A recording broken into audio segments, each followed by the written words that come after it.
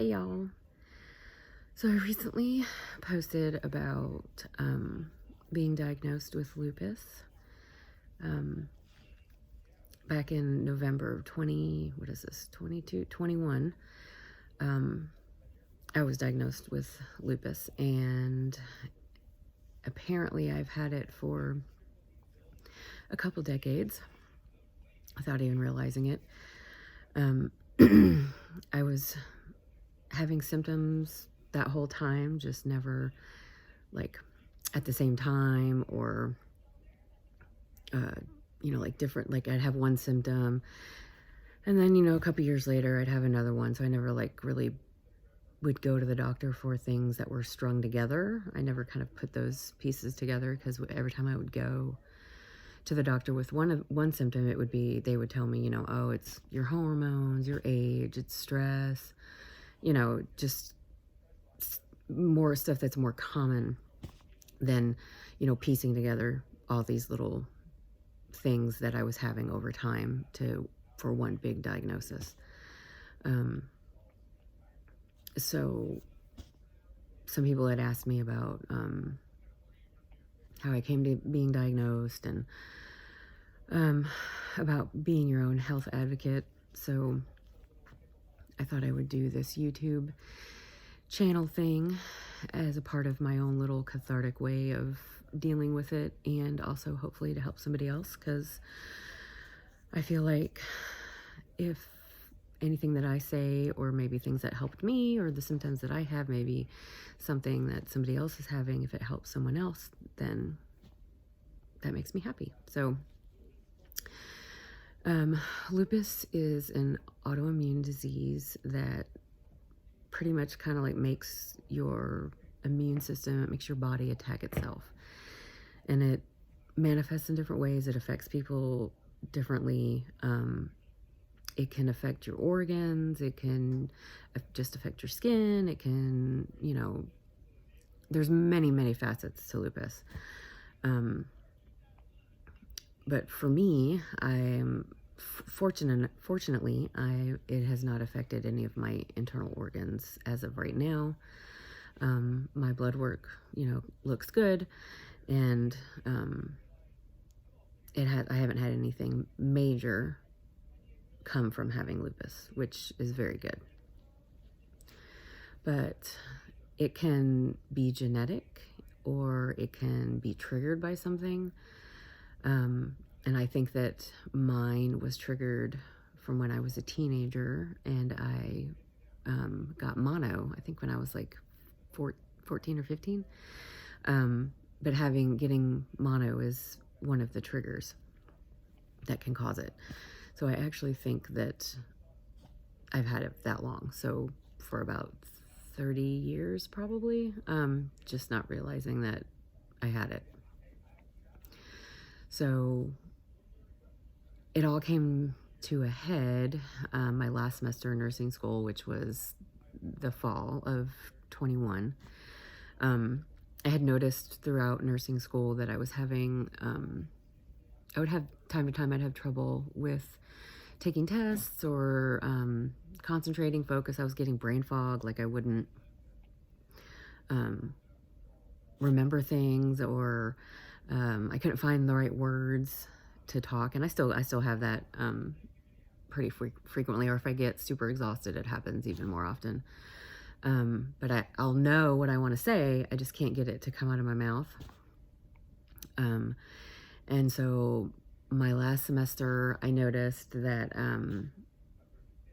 I was getting super exhausted. Like, if anybody's ever had kids, first time parent, and you're taking care of the baby and you're so exhausted, like you don't even know how you're functioning, like that kind of exhaustion, which I hadn't had since, my kids were babies.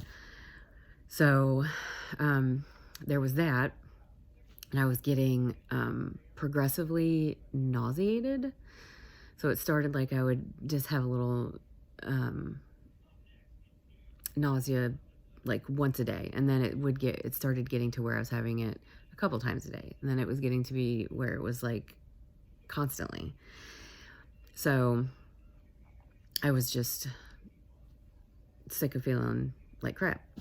So I had had a couple of bad experiences with some, which no offense, men, but I had had a couple of bad experiences with some male healthcare providers when I tried to tell them my symptoms. So I went to a female nurse practitioner and I told her, I took a list of all the symptoms that I've ever had, or that what I felt were symptoms. And I wrote them down and took them with me and told her, I also told her the issues that I had had with the male health practitioners, which that's something I could probably get into on a later video. It's much too long to talk about in this one.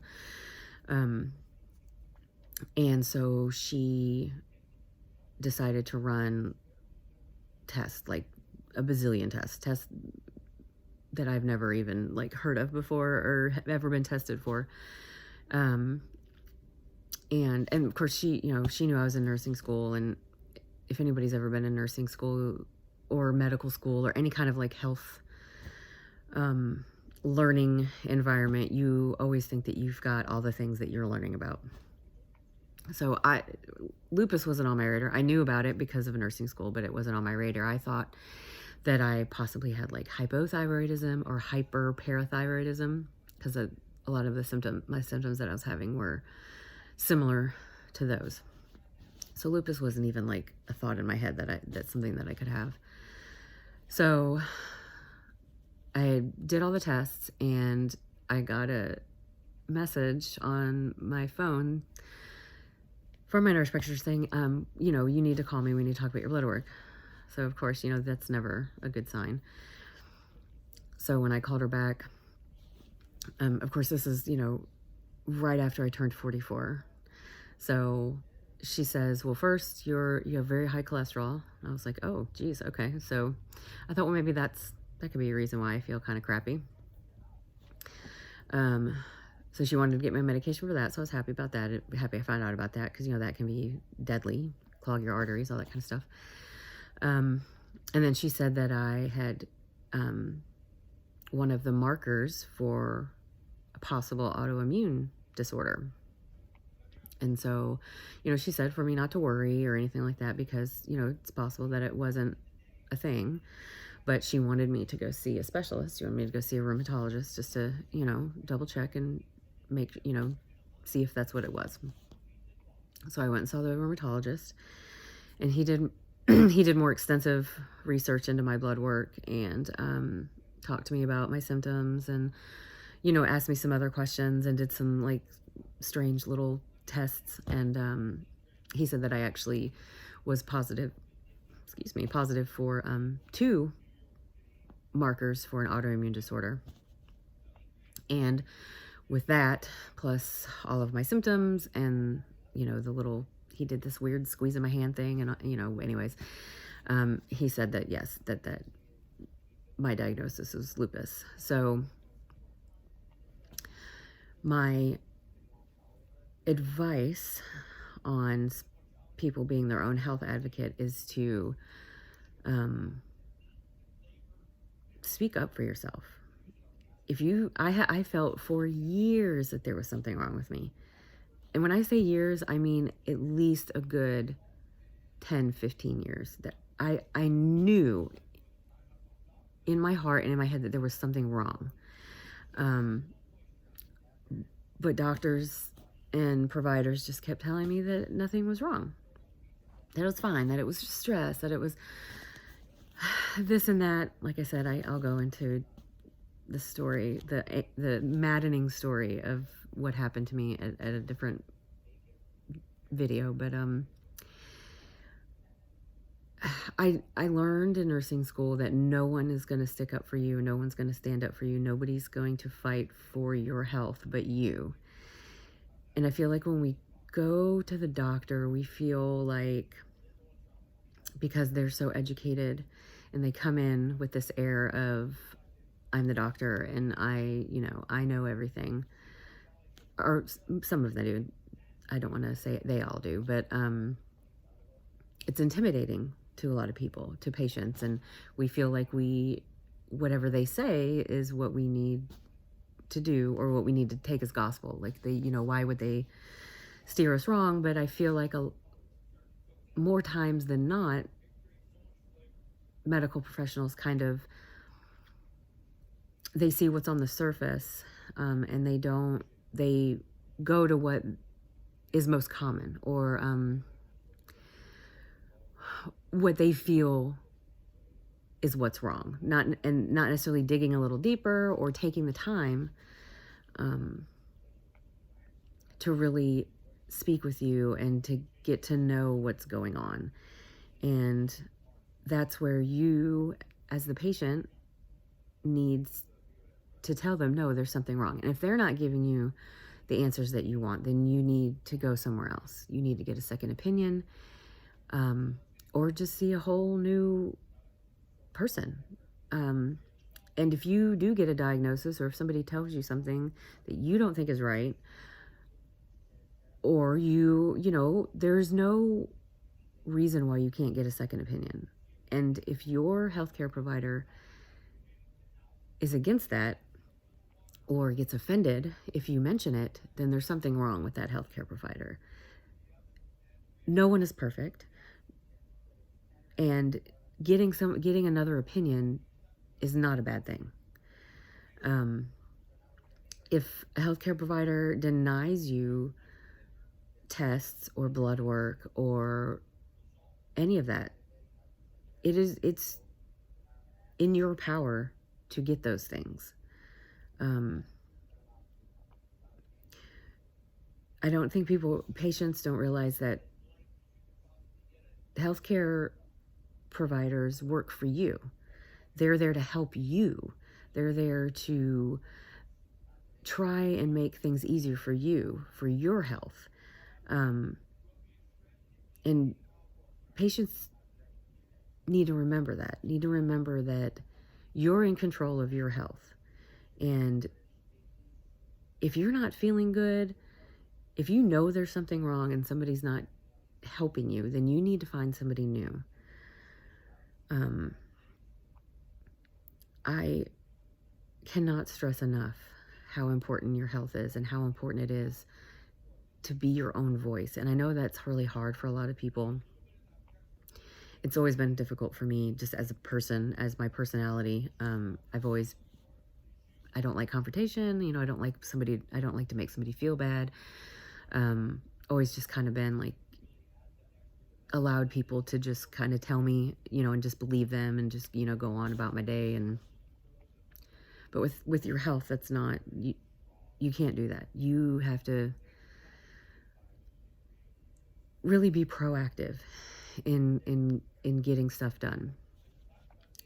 Because I just never, of course, I never thought I had high cholesterol. I didn't, never thought lupus was on the radar, and of course I thought it was hypothyroidism, but everything kept on coming back, normal, which I really hate that word when they say, oh, your blood work's in normal range. Well, normal for who? Am I at the high end? Am I at the low end? And, and you really need to look at your test results.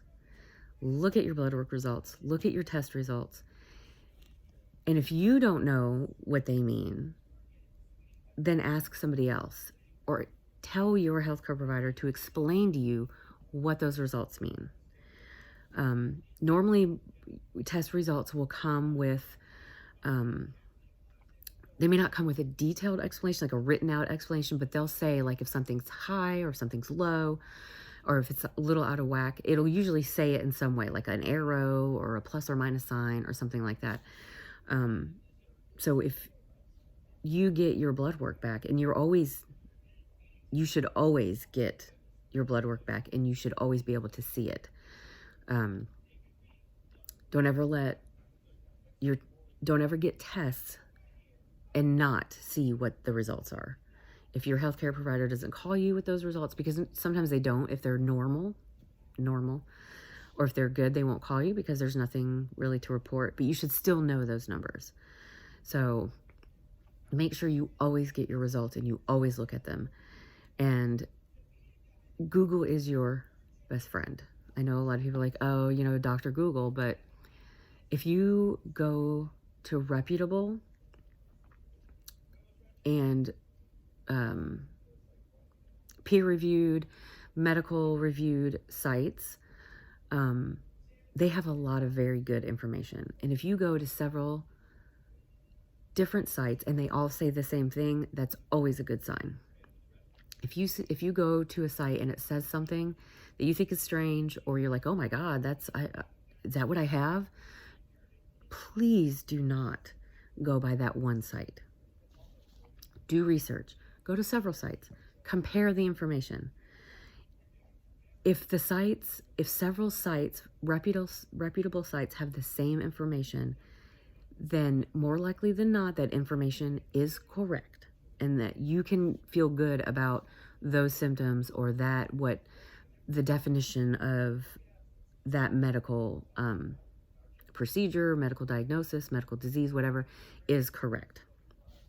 That's how I discovered a lot of things for me. Like, you can put in symptoms of things, you can look up things, and it'll show you like all the symptoms, like common symptoms, rare symptoms. It'll tell you all those things, but just make sure you're going to reputable sites. And I'll post some that we learned about in school to visit, and that we use like to write papers and stuff like that. Just do your research. Don't take the word of, your cousin's uncle's girlfriend's sister, or just one site. Always, dig a little deeper.